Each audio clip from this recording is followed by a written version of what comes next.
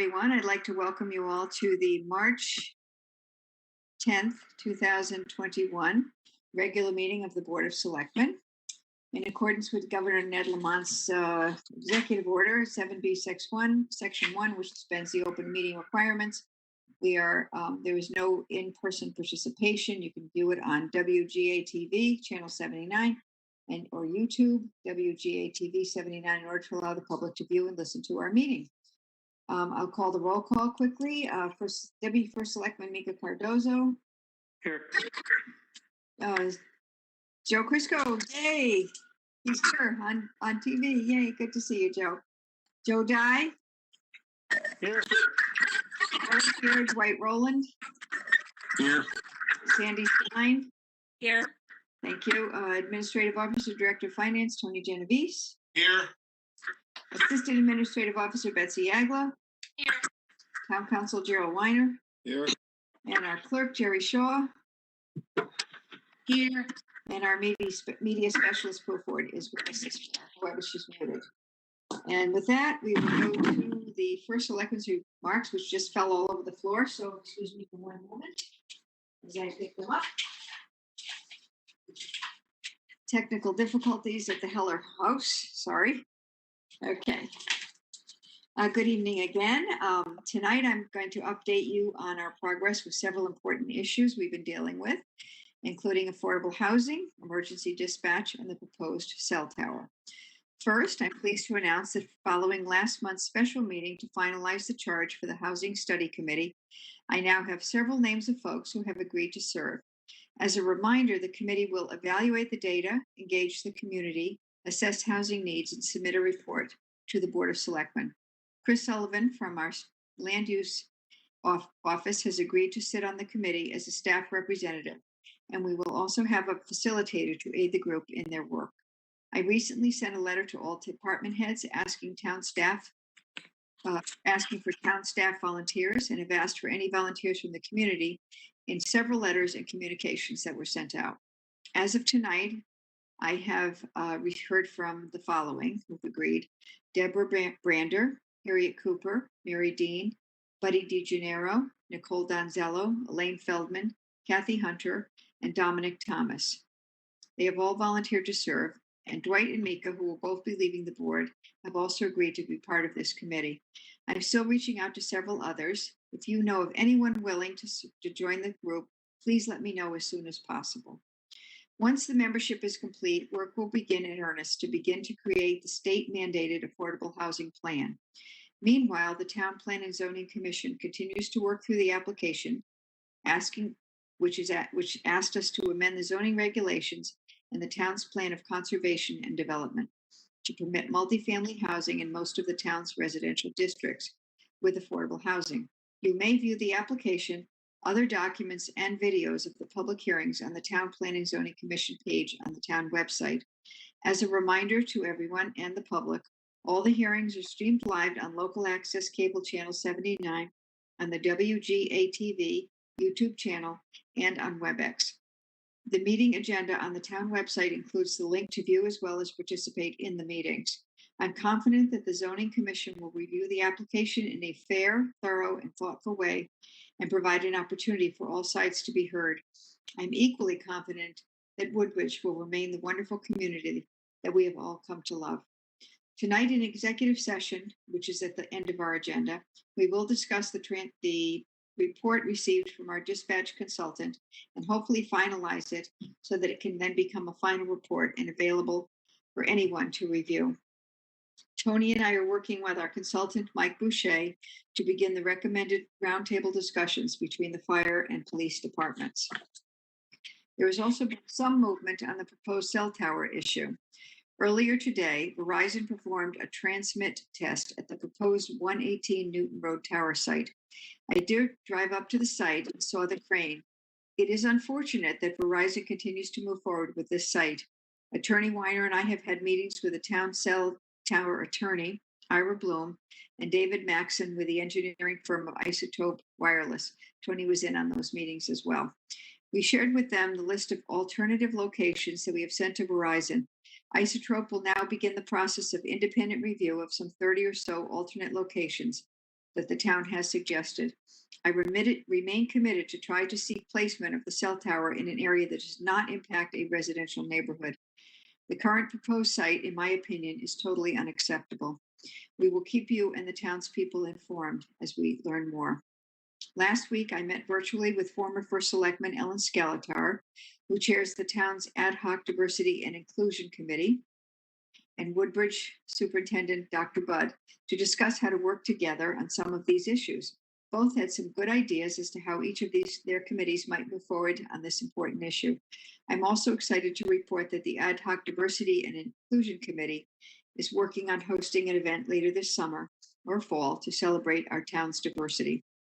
Late last week, I attended a virtual meeting with all Congressional District 3 mayors and first selectmen, hosted by U.S. Representative Rosa DeLauro. It was a most informative meeting, as we received an update on the $1.5 trillion American Rescue Package, which has since been approved by the U.S. Senate and was today approved by the U.S. House. Rosa explained that this is only the beginning of a process that will help states and people so terribly impacted by the pandemic. Secondly, the Congress will soon begin work on a recovery package to begin much needed infrastructure improvements to our nation, such as bridges and highways. As I previously told the board, I've been working with Rosa's office for several years, and Woodbridge finally received funding approval as part of the Federal Water Resources Development Act for a study to determine a solution to the horrible flooding issues in Lower Woodbridge. I recently submitted a letter to the Army Corps of Engineers to proceed to the next step, which was emailed to you yesterday. Once the study is complete, Woodbridge will then be eligible to apply for federal dollars to remediate the situation. This will not be a quick solution, but it has finally begun. Yesterday, Tony, Betsy, Warren, and I virtually attended a SCROG webinar, which I found very interesting, entitled Better Materials Management, offering new solutions on ways to save money and reduce trash. We will get more Woodbridge-specific data to them and perhaps provide a presentation in the near future to the full board for further discussion. We may also explore partnering with neighboring towns such as Bethany and Orange on this program. This month marks the one-year anniversary since COVID-19 changed our world and our town. We last met together in person on March 11th, 2020.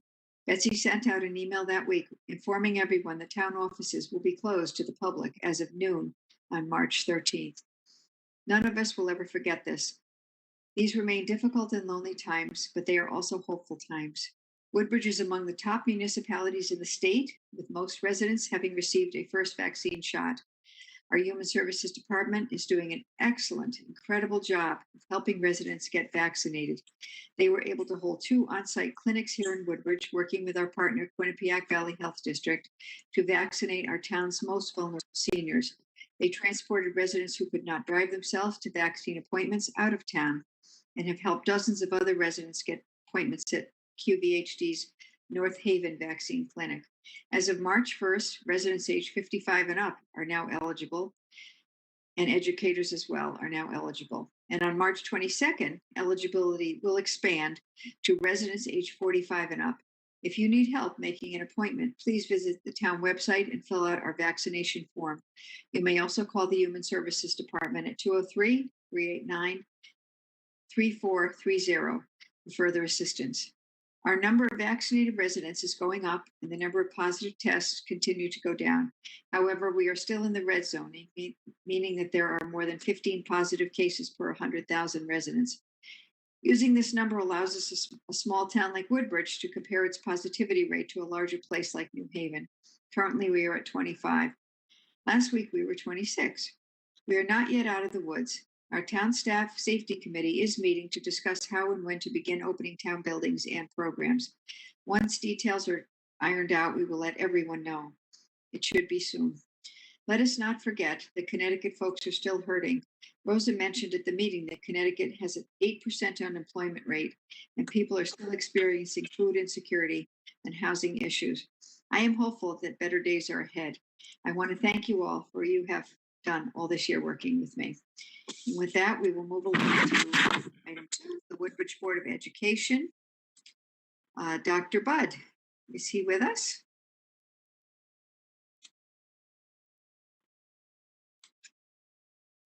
And there he is. He just popped in. Thank you. There, Good evening, Dr. Budd. hey everybody, thanks for having me.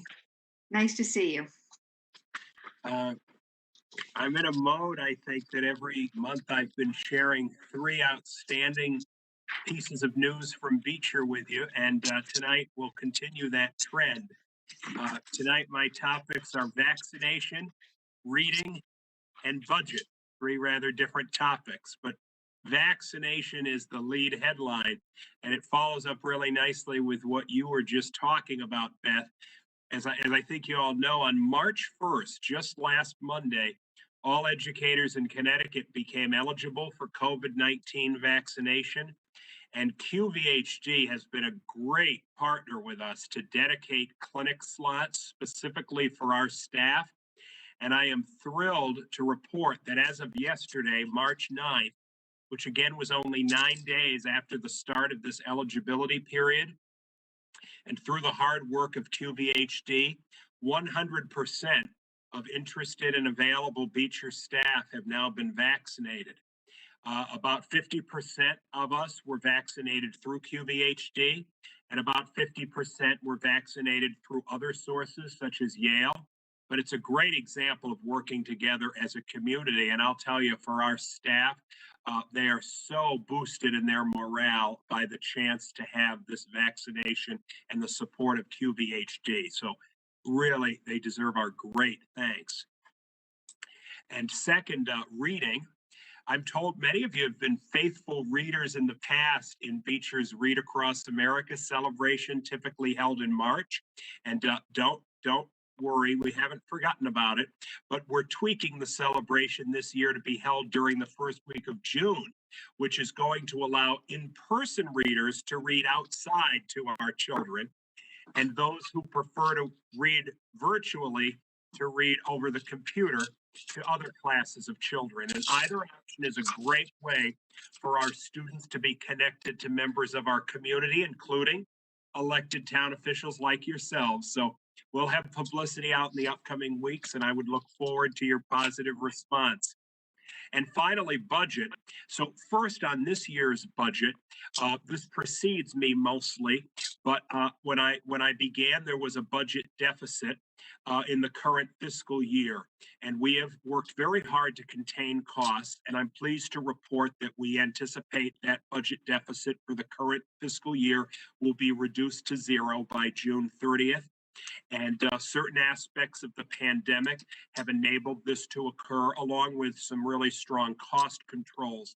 And then moving to next year, on behalf of our school and our board, I appreciate very much your endorsement of the Board of Education's proposed budget for fiscal year 22.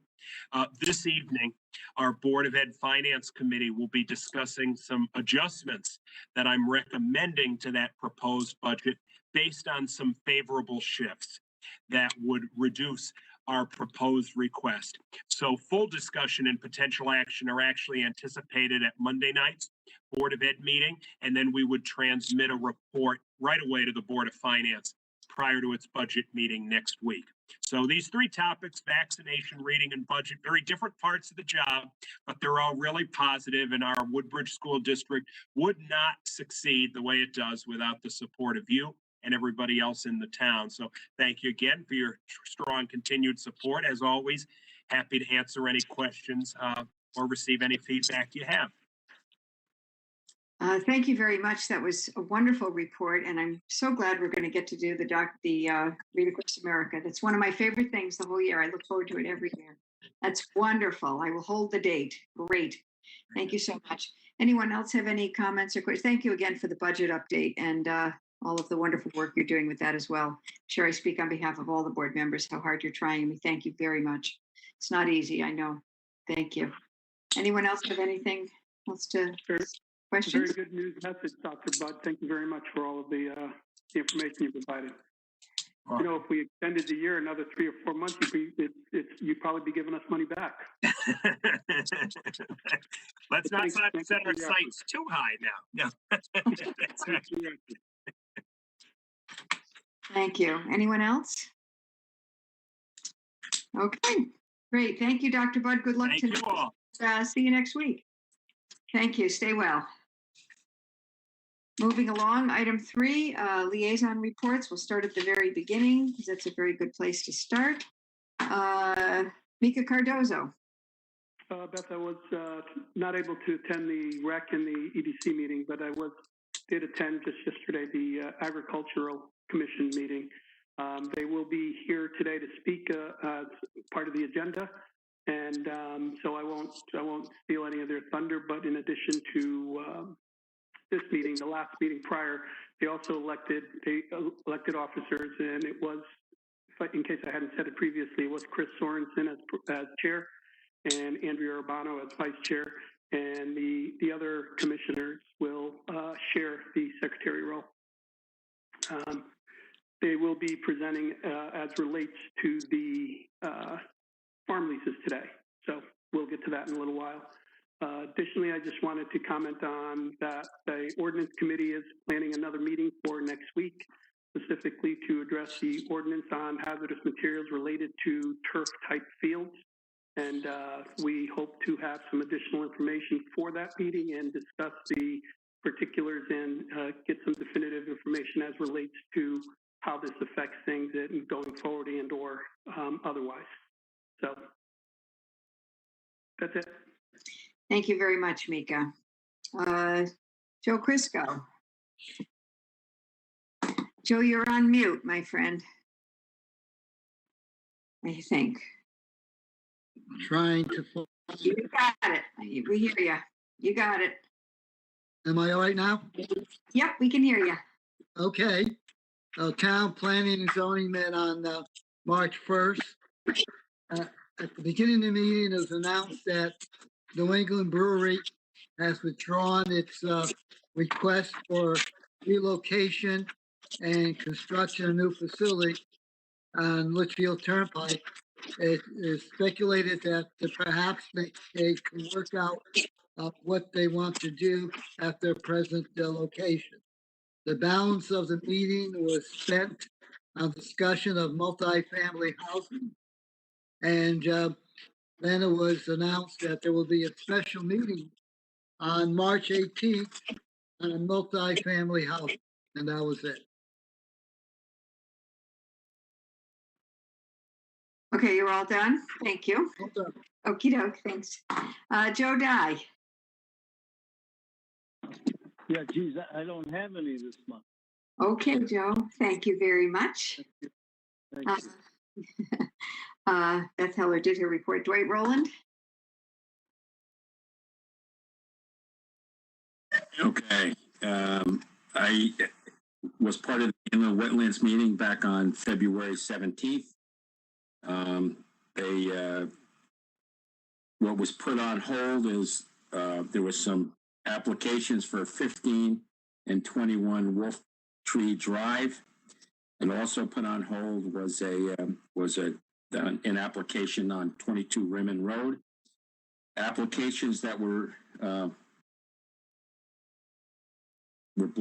approved was an application for a site building on 181 Ford Road, and also there was an application that was approved on 91 Forest Glen Road. An application for 38 Hunting Hill Road will be addressed in March because it's still okay. The step still under review there. So, and that's for inland wetlands. I also attended the Human Services meeting on March 1st. A lot to talk about. They did a robocall early part of February to 700 people for the outreach for the vaccination for the ages 65 to 74 in town. On the update on the vaccination, as of Monday, they had vaccinated about 26% of the town had been vaccinated, and that was the third highest percentage of vaccinated residents in town. And they are doing a fabulous job, as you said, Beth. They're really trying to get it done and things. So They also talk about the VITA program, the taxes for seniors, and that's moving ahead with a lot of appointments, and they're doing a lot of Zoom meetings for that. And they talked about the renovation to the senior center, and they're very excited that that's going to be happening as part of the renovation project that'll be coming up. They mentioned about the first Selectmen's Youth Award. Nominations are due by April 12th, and People's Bank has again agreed to sponsor that award. They talked about the after-school study at the elementary school Beecher. They will be using the enhancement grant to sponsor virtual assistance for students in the program, and that was working very well. Other than that, everything was, they are doing a fantastic job there for all our seniors in the community. So that's it. Thank you very much. Sandy Stein. Okay. I attended the Library Commission meeting, which was this past Monday. And I wanted to let everybody know that the Friends of the Library will be accepting donations on Saturday, April 24th, between 9 and 11. This is actually the same time that the town, under Betsy's direction, is coordinating kind of an Earth Day day for lots of different organizations. And that on June 6th, they will be holding the celebration of life for Barbara Rader, and Mark Schenker will be the speaker. And the specific time for that will get posted. Most of the meeting was spent talking about the budget because they did receive a reduction in their budget, specifically for part-timers.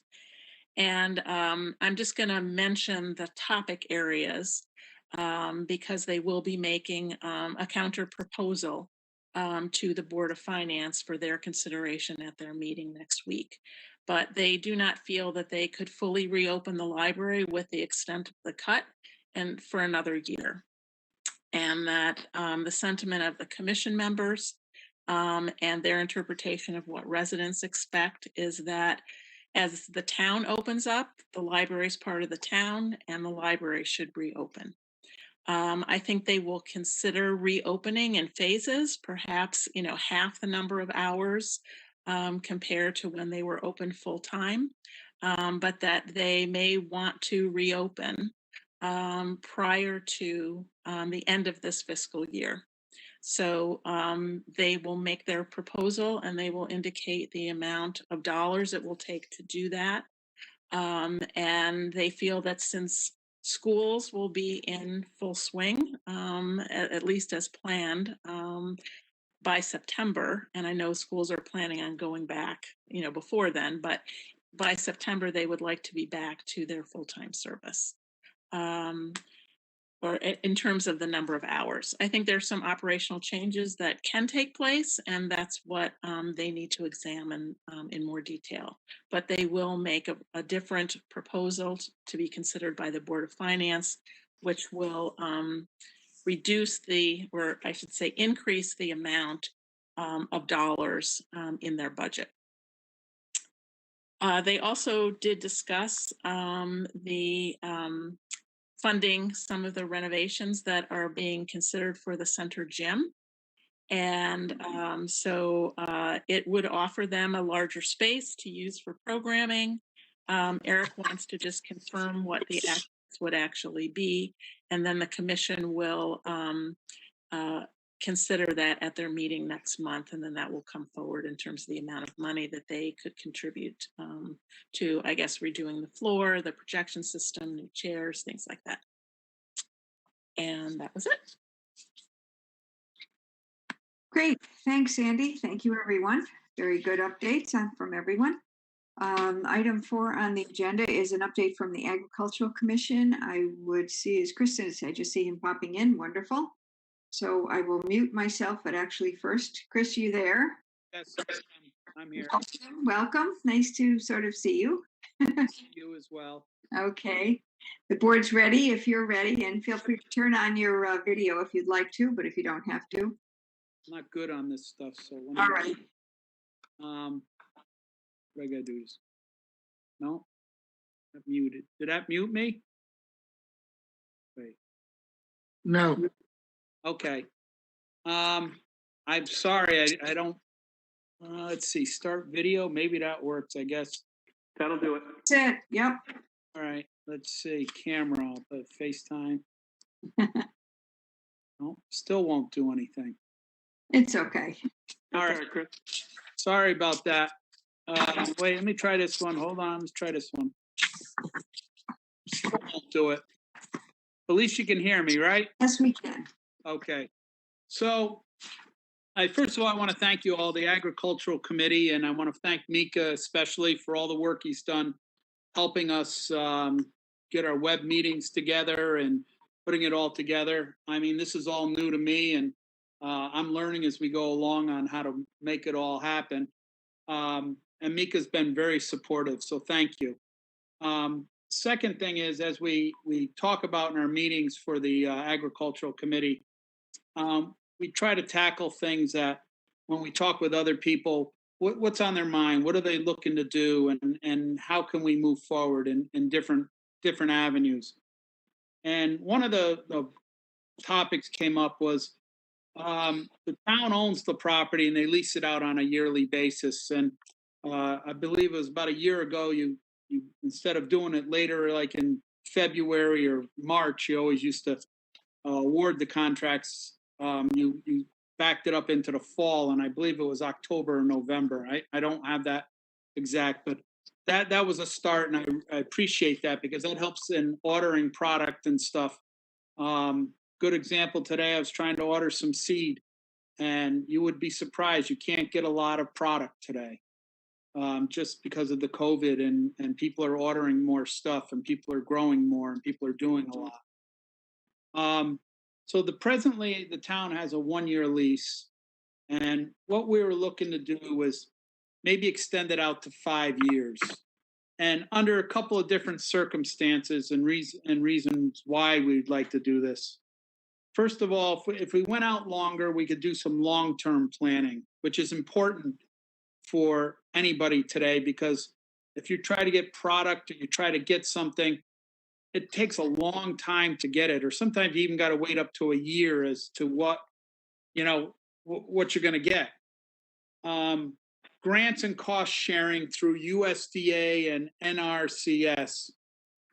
And when you do these grants and cost sharing, even though the town owns the property and everything else, they will not even consider your grant or a cost sharing because they want it to be a minimum of a 5-year lease.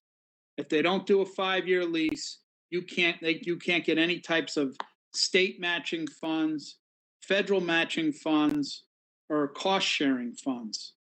And also it builds with your technical support. As you get, as things you grow and you do stuff and you try to plan long term with it, it's really important that you get involved with the federal government and the Farm Bill and the USDA, because they help support you and put you in the right direction of what's happening out there in the world that we're living in today, and where to stay away from and what to do. But also you can help by, if you're looking to long-term build, and say you want to put a greenhouse up, they will are real happy to do that, but they can show you cost-saving ways and do things. And they do a lot of matching funds. And if you only have a 1-year lease, they won't even consider you, or even type of irrigation or any type of thing to that nature. So those are some of the reasons why we're looking to go to a 5-year lease. And then the other part is managing of the town's property. It is the town's property. And if you look over the years, there's been very, very little turnover of any of the properties for the town that has been leased out. And I feel they've been managed very well and put together well, of the people that have held the contracts, existing and former. So one of our things, what we thought would be something that the town might want to look at, if you're between 1 and 3 years of holding a town lease and show the town that he or she can manage the property, you should be able to, you would get a yearly lease. That would give the town time to look at, are these people capable of managing the town's property, managing so it's presentable. There's not, cans all over the place and being trashed by, dirt bikes riding in the area or doing something. They've really established something and they're building it. And if they've been able to build that property for 3 years, then we thought, well, we should have let people with 3+ years of having a lease with the town to be able to get a 5-year lease. And I think always, if you're going to get something out that long, the town is always told of what's going on with the property. We're not here to just, say, oh, we got a 5-year lease, we can do anything we want. That isn't the nature of it. The town still owns the property. If we want to put, say, deer fencing around, we'd have to come to the town and say, look, we can get a cost grant, and they're going to have this cost half of it with us, and they would help us put up a deer fencing and show what type of fencing that would go around. I'm using these as examples of things that are going today in some of the avenues of cost sharing and whatnot. And then I also had to say, well, geez, we pay a yearly rate. So if we had a 5-year rate, we'd have to pay that yearly rate times 5. And also the town would always have the option to, terminate the lease if we didn't abide by what we had signed for. And we started using it for different purposes, which then the town could terminate it at any time. The only thing that we said is, if you had a 5-year lease and somebody came to the town and said, geez, we want to build a school on there. I'm just using these as examples. And there was still 2 or 3 years left on the lease. Well, usually it takes time to build stuff and, to go through the process. But then I think you could give the person who's farming the land those 2 or 3 years. He can either finish the end of the contract, and then, the town could take the land over if they needed it for their purposes. If we had an emergency purpose, then I understand, then the town has to take over that piece of property and move forward, whatever it may be. And that's something with town council or something like that, you can figure out of how we could do something like that. So that was what we'd like to see with town-owned lease properties. It's something that I'd like the selectmen to look at, think about, and they can change things around. One of the other things we brought up was, and I noticed, especially with the pandemic, that a lot of these, we want to allow farms with a permitted farm stand to sell products other than farmer produced. In other words, if they can't produce the eggs or honey, but they can bring it into their farm stand, we think they should be able to do that. And they're not produced by the farm or orchard, but it is clearly labeled with their place of origin on it. I know this has been something with town zoning, but when I start looking at some of the other towns like Bethany, Milford, New Haven, Seymour, all the surrounding towns are doing it. And I think if you can't do something like that, I think we're trying to help our public out. We're trying to keep them safer than to go to a big grocery store or things like that. But it also keeps people closer by, and it helps the farms out as well, the local people. So those are the 4 things that we're looking to maybe, as a Board of Selectmen, to consider that we could do something with, and we'd like to move forward with something like that. And that's where we're at right now. I mean, the committee I see Sandy waving your hand there. I can see you, but you can't see me, but I don't get it, but it's okay. But I think we're coming a long ways. We have some good ideas. The committee works very well together, and we're gonna try to reach out and get ourselves and just so people can reach to us to say, look, we have another farm here, or we're trying to grow, and so we can all work together and make this work well for the town as well as for the townspeople and whatnot. Thank you, Chris. I see. Go ahead, and then I've got some comments. Yep. Okay. I just wanted to point out, Chris, it actually turns out that it is an ordinance issue. It is not a town planning and zoning issue, just so you're aware. Okay. So there's an ordinance that would have to be changed. Okay. And can I just ask you for a point of clarification about selling other products? And is it only other farm products that are made by other farms, or can it be other food products, let's say, from other local companies? We're looking at other like food products. Say somebody is, I'm just gonna make some things up but say somebody's making sauce, okay? And they're a local person using their local sauce from their gardens and stuff like that. You don't have that, or they want to be able to bring it in to sell because it's a local product that they're putting together.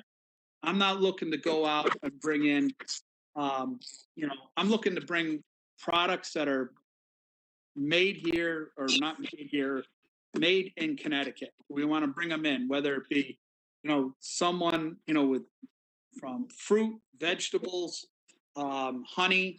It could be maple syrup. It could be eggs. It could even be some of the meats. We have local people right up here in Bethany that, make some, pepperoni sticks and things like that. What we're trying to do is not be a grocery store, but we're trying to open up some avenues for different farms that are around in the local area. That's what we're trying to do. Thank you. Yep. Okay. Chris, I think these are all wonderful ideas.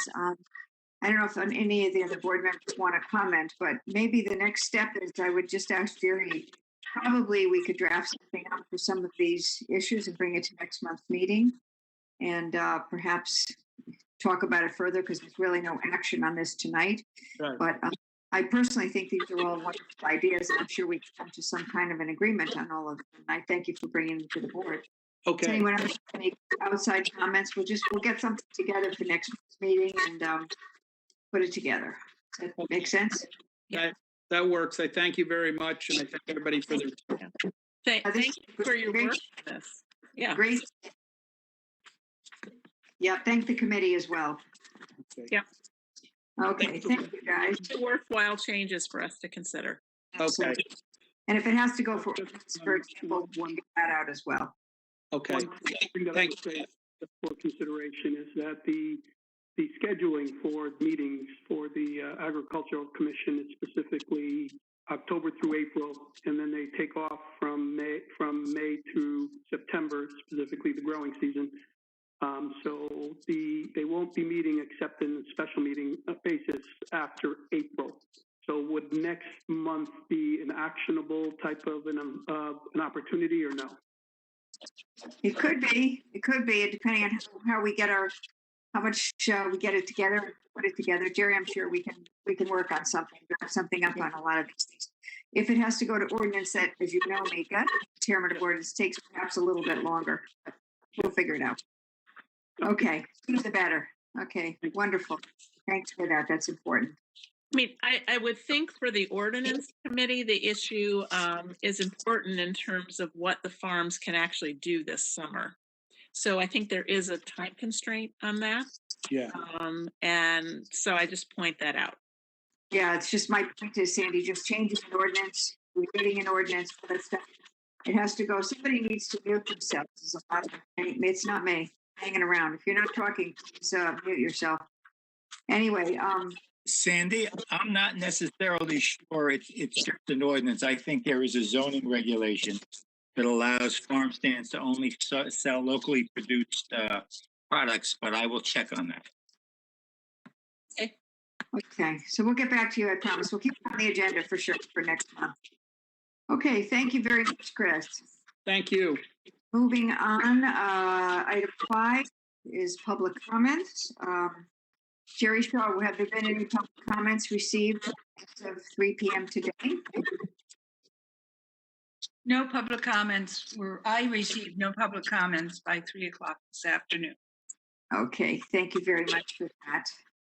Please again mute yourself if you're not speaking.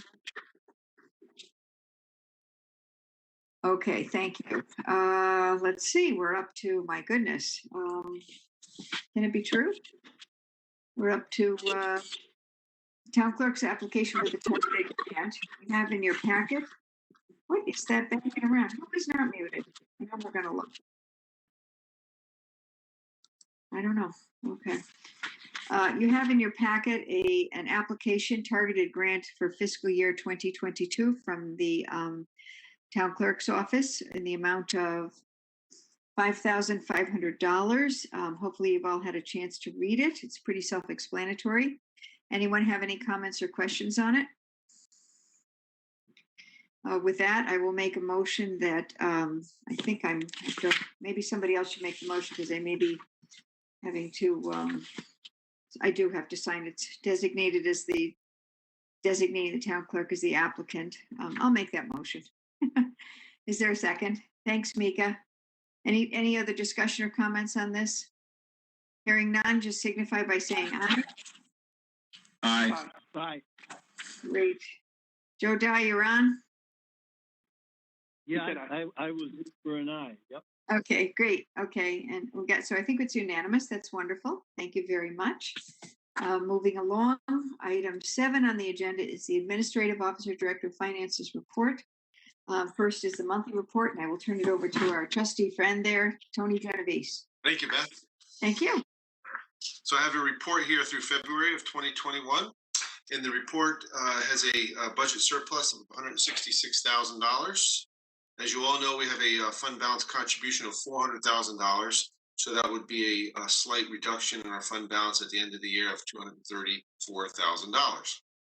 We would still be at 12.5% of our annual expenditures. Our taxes are doing well, and they are currently projected to be on budget. We do anticipate possibly a surplus over the next few months, depending on how collections go. So that seems to be good news for us. We were unsure at the beginning of the year where exactly we would be with our taxes. So that's good news. Our intergovernmental revenues have a surplus of $130,000, and that is primarily due to receive $163,000 in coronavirus funds that were related to expenditures from last year. So in addition, we have some slight surplus in our special education excess cost grant of probably about $30,000 or so. So those combine for a surplus in that account. I will say that we are currently applying for storm relief related to Isaias, and that is a total application cost of about $210,000. So that is the total amount that we are claiming on our application.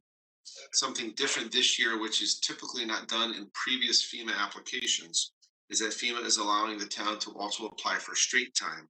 Typically, it's just overtime and costs for contractors and outside costs for debris removal and processing of debris. This year, however, we are allowed to also claim straight time for employees that were working during the storm and after the storm. There's like a time period that's set. So that at 75%, that's just about $160,000 that we will hopefully get back at some point. Whether or not I can record the revenue in this year depends on when we receive the funds. So we have to receive the funds within 60 days of the close of the fiscal year. So we're trying to do this quickly so we can get the funds quickly. The in that is number is about $25,000 in overtime costs, a little less, related to public works. As you know, there's a transfer later on in the agenda for that.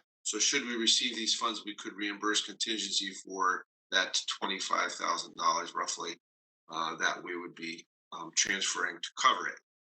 We can get into that more in a little bit, but I just wanted to mention that. Investment income is a deficit, as you all know, $130,000. And finally, charge for services is a deficit of about $55,000.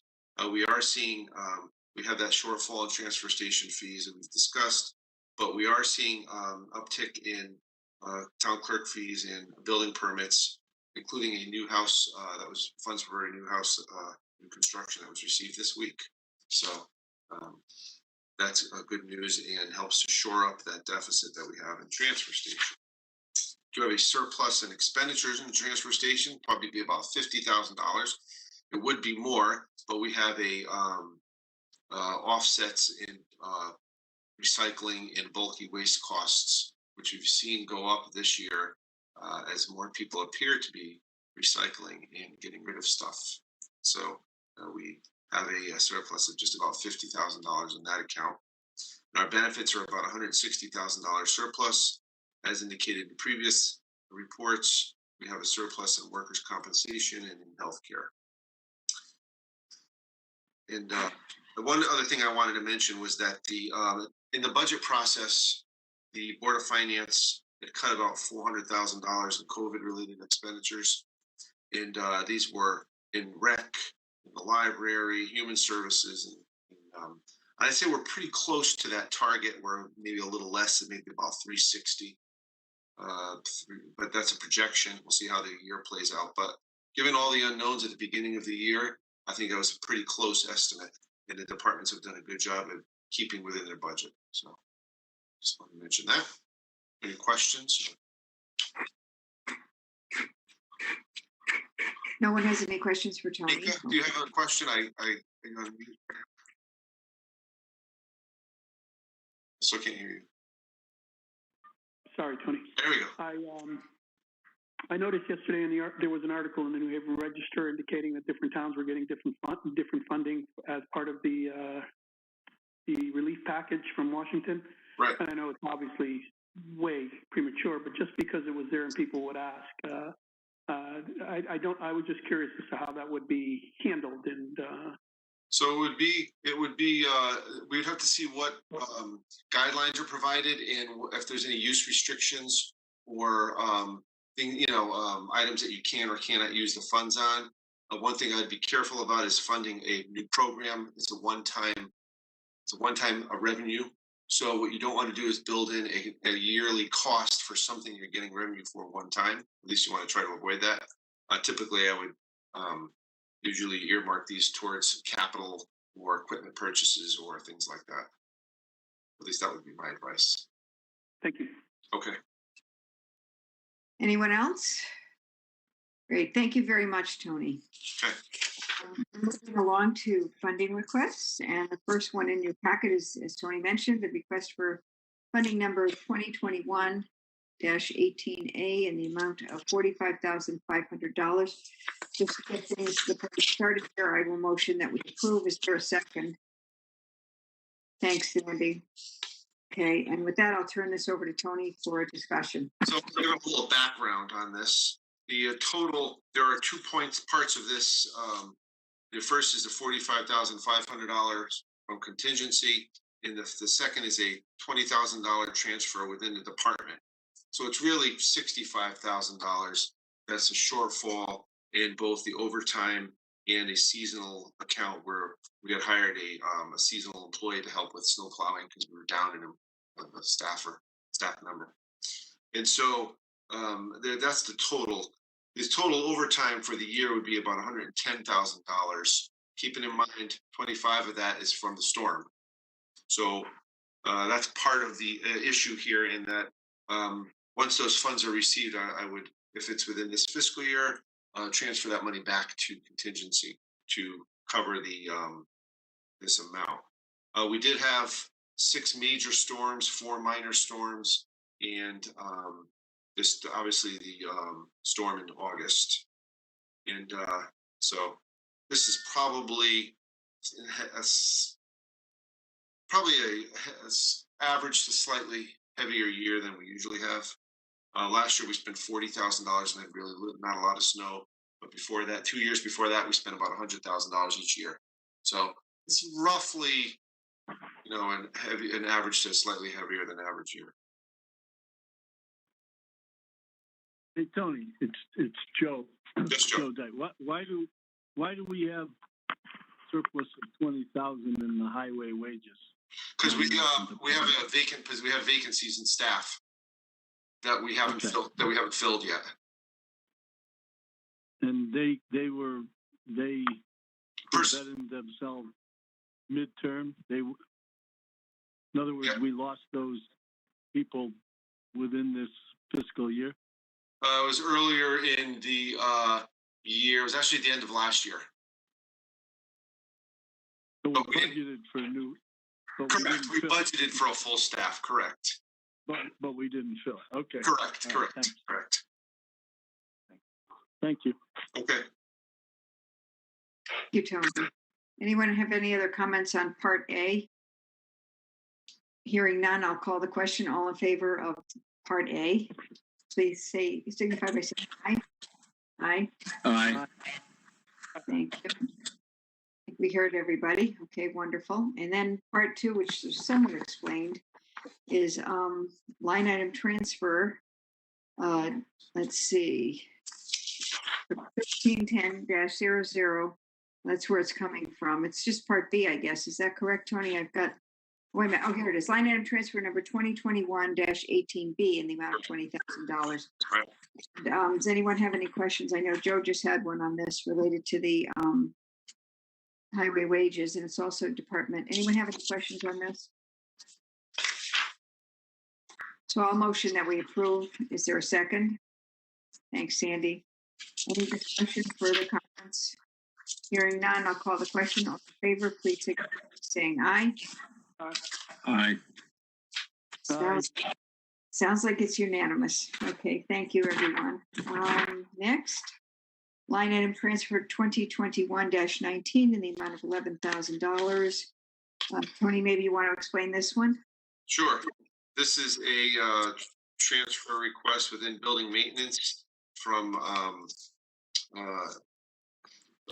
part-time maintenance and overtime and equipment parts into their building repairs line, basically realigning some of their priorities because of a number of unforeseen repairs that had to take place this year. They're listed in the memo from Brad, but one is the electric charging station and the police sally port and a compressor in public works, just to name a few. So the $11,000 should Brad to maintain the town for the remainder of the year. I'd like to just commend them for finding the money within their budget. It's always very helpful rather than having the contingency. That's really a good job. And with that, I'll make a motion that we approve. Is there a second? Second. Thank you, Dwight. Anyone have any other comments or questions for Tony or for me? I can't answer them, so Tony will answer them. Okay. Hearing none, all in favor, please say aye. Aye. Aye. Thank you. Aye. Any opposed? Nay. Wonderful. Passes unanimously. Next, we have line item transfer number 2021-20 in the amount of $1,700. Some current shortfall in the assessor printing and binding account for the remainder of the fiscal year. And she again has done a line item transfer, found money within her budget. So I will motion that we approve. Is there a second? Second. Thanks, Mika. Tony, is there anything further to explain on this? Well, no, it's just Yeah. a slight budget. Great. Once again, found in the budget. That's very helpful. We always encourage our department to do that first. Exactly. Yep. Sometimes it can't happen, but this is good. Sometimes I have to help them find the money. Exactly. Oh, that's good too. That's the best of all. Thank you for that. Okay. Thank you. Any other comments? Hearing none, call the question. All in favor, say aye. Aye. Aye. Any opposed or any nay or abstentions? Hearing none, passes unanimously. We're zinging them out here tonight. Lots of them. Okay, funding request number 2021-21 in the amount of $45,000. And Tony, I'll let you take this one because it's a big number and we all know why. Yeah, this is for the number of legal issues facing the town and for outside counsel that you are all aware of. This should hopefully be enough funding for the remainder of the fiscal year.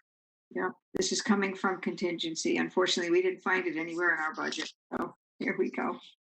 Okay, I'll make a motion that we approve it as presented. Is there a second? Thanks, Sandy. All in favor, signify by saying Aye. Aye. Aye. Aye. Any opposed? Any abstentions? Hearing none, passes unanimously. That takes us from funding requests to my favorite. Is there any other, Tony? No other for tonight. Okay. Yeah. Thank you so much. Sure. Tony, Joe Dye. Yes, Joe. How's our contingency after we just spent this money? So, not very much left. About 10,000, am I reading that right? Yeah, correct. About, I got it right here exactly. 10,585. I'm hopeful that we'll be able to transfer some money in from that those FEMA funds, but at the moment it's 10,585. Okay. What, anything on the horizon you know about? Nothing. The only thing I would say is that there are a number of very minor capital items that were removed from the budget that we would possibly contemplate if we had contingency funds. This was next year's budget, but if we don't, then we don't, and that's okay too. So nothing of significance or urgency that needs to be funded that I'm aware of. Thank you. Okay. Thank you. Item 8 on the agenda, Assistant Administrative Officer's Report. Betsy Yagla, some fun stuff. Excuse me. There you go. Yes, so I believe Jerry just made me the host, and I'm going to share my screen here. Just a moment, please.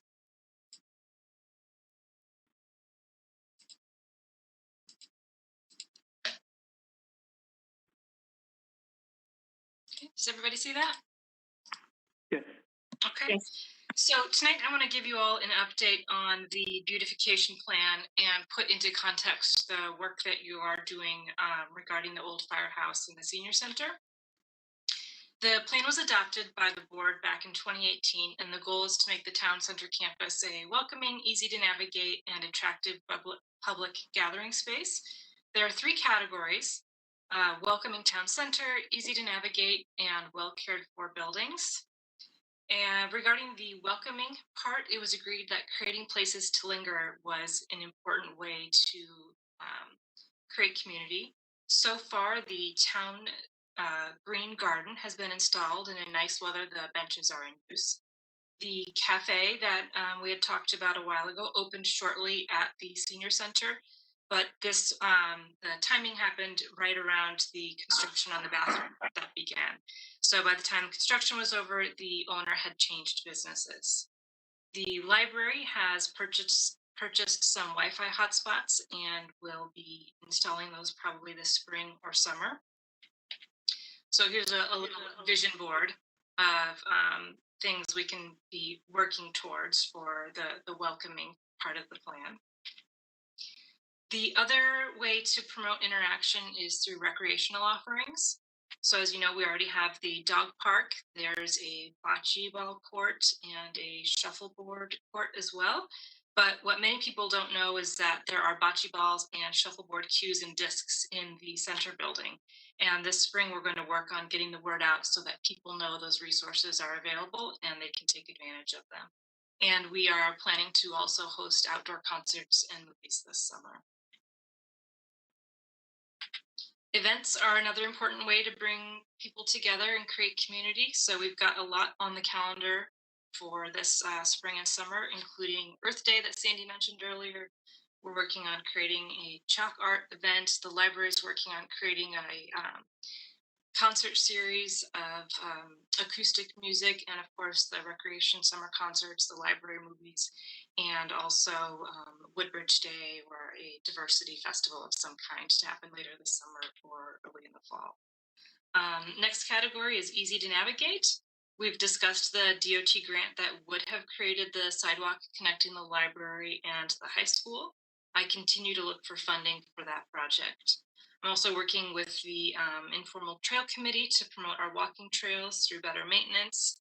Recreation's currently holding a scavenger hunt that will encourage people to go out on the town's 35 miles of trails, and working with the walk bike group to find other ways to promote walking, biking, and safety on the town's roads, including the current crowdfunding program to create the town's first bike route. So signage is probably the area where I've made the least improvement on the plan. I'm looking into the possibility of doing a second crowdfunding campaign to achieve some of these signage goals. And I'm also working with the Trails Committee to design the signs and maps that we hope would go at the town's trailheads to help people to understand what sort of things to expect on the trail. For example, is it a long hike? Is it a circular hike where you end up back where you started? Does it connect to something else? Is it difficult? Is it muddy? So that people don't know what to expect when they're starting off on a trailhead unless they're already familiar with the trail. So here are some images of the signs that we're working for. Excuse me.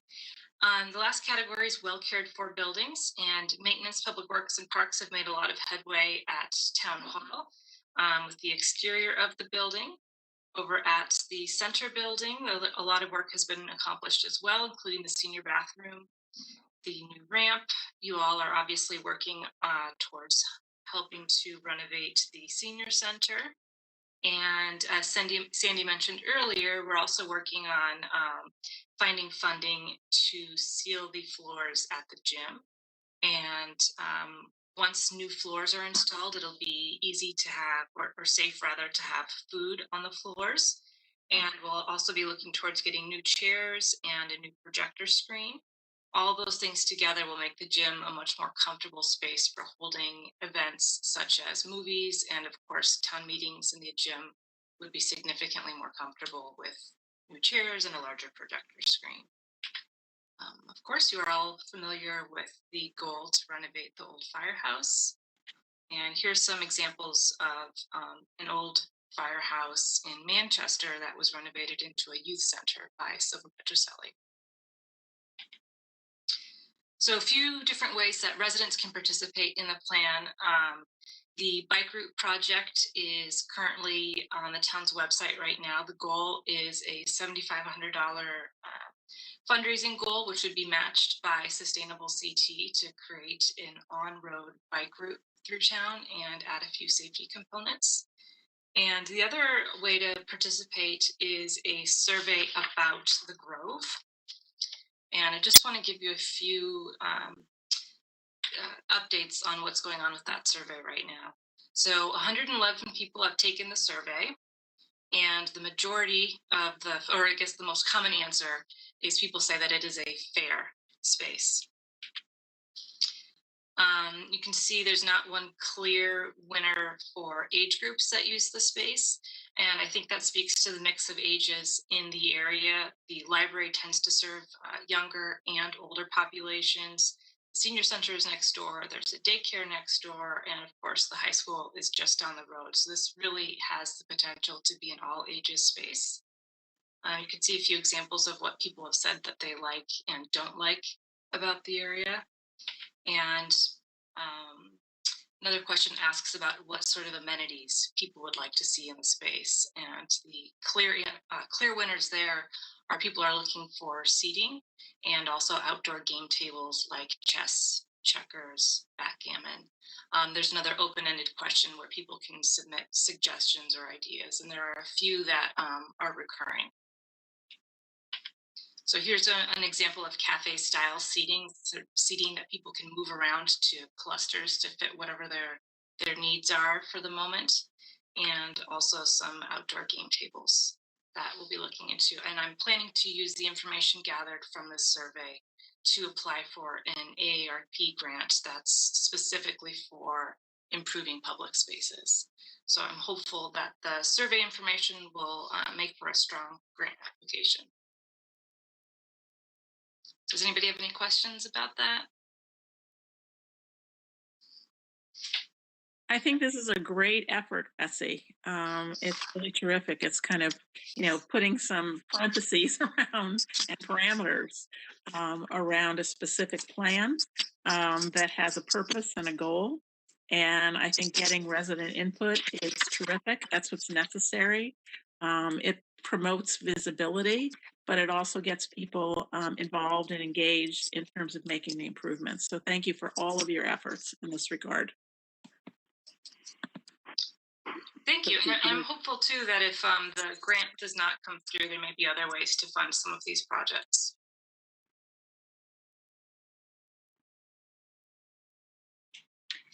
Mika, are you talking? You're muted. Know how I keep getting. There we go. I'm not doing it myself. Sorry. Sorry. Anyway, Betsy, the rec department was putting together a program, a hunt. What do they call it? Scavenger hunt. The scavenger hunt. Okay, you must. I just wanted to make sure you were plugged into that as a means by which to get people out and aware of the trails. But also, I was wondering if they could include something so as to put things at the Grove, so more people would, have a reason to go there and kind of look at it and maybe even get some more input. So, just wanted to mention that. Oh, that's a great idea. Thank you. There's no other questions on this topic. The other item under my report is the Boy Scout Troop 907 submitted an application to hold an event on town property. As they do every year, they've requested to use the triangle next to the old firehouse for an annual flower sale in April, and also to put up A-frame signs advertising the flower sale. And you should have the information for the request in your packet. Anyone have any questions on that? It was provided. They do it every year. It's the same thing. So I guess they just need permission to place signs on town property. Is that correct, Betsy? Because the application is complete. Correct. And use of the space. Okay, thank you. So anyone want to make that motion? Sure. Thanks, Sandy. Make a motion that we approve the use of the space and the placement of the signs for the Boy Scout Troop flower sale. Second. Thank you. And any other comments or questions on this? Hearing none, all in favor of this, please signify by saying aye. Aye. Aye. Great. Betsy, how does that date fall in with the Earth Day date? So the last day of their sale is Saturday the 24th, which is the same day as the Earth Day event, but we'll be physically in different spots. But hopefully the people who come to Earth Day will be buying flowers, and hopefully the people who are there buying flowers will also participate in Earth Day. So it should be a win-win. Thank you. Good. Thank you. I think it's unanimous. There were no nays or abstentions, correct? Okay, thank you very much. No, thank you. Betsy, great report. Thank you. Good work.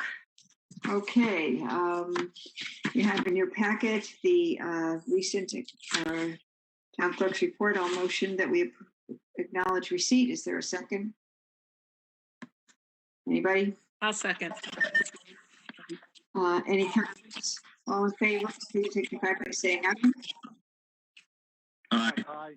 Okay, thank you. That sounds like it was unanimous to me. Next, we have some minutes, lots of them. Thank you, Mrs. Shaw. I will motion that we approve the February 10th, 2021 regular meeting of the Board of Selectmen. Is there a second? Second. Thank you. Any corrections, edits, changes, additions? Hearing none. Question? Aye. Aye. Aye. Aye. Sounds we got that one done. Next one is, I don't want to skip any. The special meeting of February 17th, 2021 of the Board of Selectmen. I'll motion that we approve as presented. Is there a second? Second. Thanks, Sandy. Any corrections, additions, anything? Hearing none. All in favor signify by saying aye. Aye. Aye. Aye. Great. Any abstentions or nays? Hearing none. We move on to the next one, February 23rd, 2021, Board of Selectmen regular meeting. This was the budget recommendations. That's why it was a regular meeting. I'll motion that we approve. Is there a second? Second. Thanks. Any additions, corrections, changes? Hearing none. All in favor signify by saying aye. Aye. Aye. Thank you. We're done. Thanks. Is that it? Did I get them all? I think so, right? Okay, great. Thank you. Just acknowledge that we received with regret a resignation from Kathleen Wallace from the Town Plan and Zoning Commission. Her letter of resignation is in your packet. She's been there a long time. Rob Clee commented at the P&Z meeting last week how she will be sorely missed, as did a lot of the other longstanding members. So she's just, they're taking on a lot right now, and she has a very busy job, and so she will be sorely missed. So we will accept her resignation with regret and move forward to. It's just too bad. So thank you. And with that, we're up to number 12, Town Council's report. Jerry, you're up. I have nothing to report. I think you can go right into executive session. Okay, thank you. Then I will motion the board go into executive session pursuant to General Statutes 1-200 C in parens C 6C in parens 1-200 6E in parens 1-210 B1 in parens, which is discussion of dispatch and security report. We will invite in with us Tony Genovese and Jerry Weiner. Is there a second? Second. Thank you, Joe. Any discussion on it? All in favor signify by saying aye. Aye. Aye. Thank you. Okay. Thank you. We'll wait for the cameras to turn off, and then we'll find Jerry and Pua again once we are finished.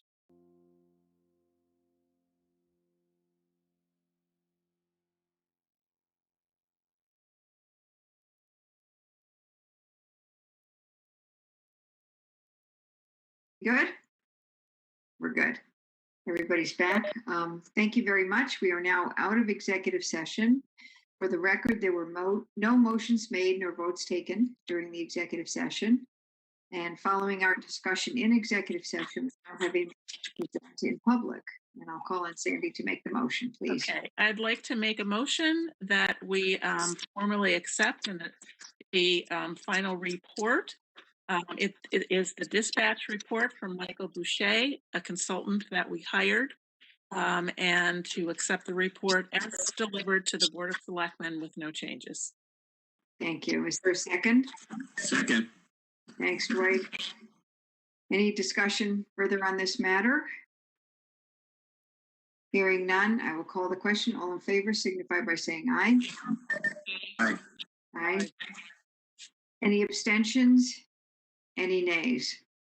Passes unanimously. I will now make a motion that we adjourn the meeting this evening. Is there a second? Second. Thanks, Mika. Non-debatable. All in favor signify by saying aye. Aye. Aye.